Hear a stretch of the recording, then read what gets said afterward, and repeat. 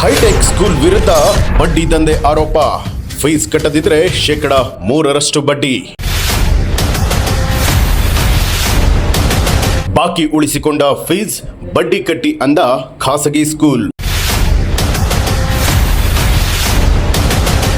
ಬಡ್ಡಿ ಕಟ್ಟದಿದ್ದರೆ hall ticket ಕೊಡಲ್ಲ ಅಂದ ಶಾಲಾ ಮಂಡಳಿ. ಶಾಲೆಗಳಿಗೂ ಶುರುವಾಯ್ತಾ ಬಡ್ಡಿ ದಂಧೆಯ ಬಯಕೆ.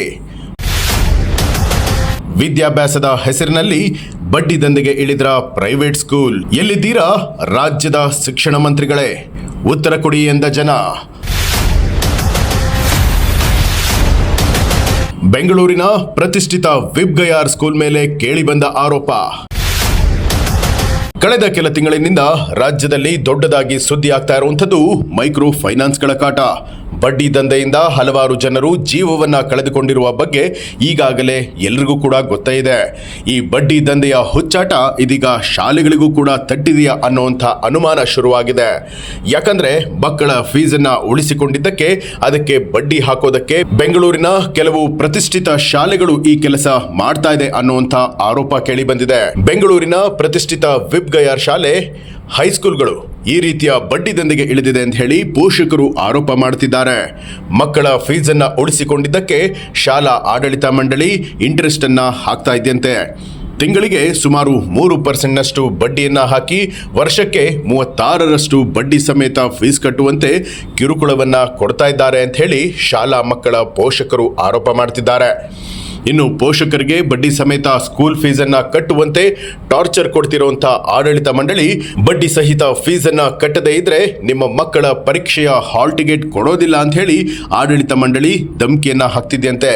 ಈ ಬಾರಿ SSLC ಎಕ್ಸಾಮ್ ಬರಿತಾ ಇರುವಂತಹ ವಿದ್ಯಾರ್ಥಿಗಳು ಅವರ ಪೋಷಕರು ಈ ವಿಚಾರವನ್ನ ಕೇಳಿ ಬೆಚ್ಚಿ ಬಿದ್ದಿದ್ದಾರೆ. ಶಾಲಾ ಆಡಳಿತ ಮಂಡಳಿಯ ಕಿರುಕುಳಕ್ಕೆ ಬೇಸತ್ತು ಹೋಗಿದ್ದಾರೆ. ಯಲಹಂಕದ ಸಿಂಗನಾಯಕನಹಳ್ಳಿಯಲ್ಲಿರುವಂತಹ ವಿಬ್ಗಯಾರ್ ಶಾಲೆಯ ಮೇಲೆ ಇಂತಹದ್ದೊಂದು ಆರೋಪ ಕೇಳಿ ಬಂದಿದೆ. ಶಾಲೆಯ ಕ್ರಮವನ್ನ ಖಂಡಿಸಿ ವಿವಿಧ ಪೋಷಕರು ಕೆಲ ಸಂಘಟನೆಗಳ ಕಾರ್ಯಕರ್ತರೊಂದಿಗೆ ಸೇರಿ ಶಾಲೆಯ ಮುಂದೆ ಜಮಾಯಿಸಿ ಆಡಳಿತ ಮಂಡಳಿ ವಿರುದ್ಧ ಆಕ್ರೋಶ ವ್ಯಕ್ತಪಡಿಸ್ತಾ ಇದ್ದಾರೆ. ಪೋಷಕರ ಮನವೊಲಿಕೆಗೆ ಶಾಲಾ ಮಂಡಳಿ ಪ್ರಯತ್ನ ಪಡ್ತಿದೆ. ಒಳಗೆ ಕೂತು ಶುಲ್ಕ ಸಮಸ್ಯೆಯನ್ನ ಬಗೆಹರಿಸಿಕೊಳ್ಳುವುದಾಗಿ ಮನವಿಯನ್ನ ಮಾಡ್ತಿದ್ದಾರೆ. ಆದರೆ ಇದಕ್ಕೆ ಒಪ್ಪದ ಪೋಷಕರು ಶಾಲೆಯ ಶುಲ್ಕಕ್ಕೆ ಬಡ್ಡಿ ವಿಧಿಸುವಂತಹ ನಿಯಮ ಯಾವ ಕಾನೂನಿನಲ್ಲಿದೆ ತೋರಿಸಿ ಅಂತ ಹೇಳಿ ಪಟ್ಟು ಹಿಡಿದು ಕೂತಿದ್ದಾರೆ.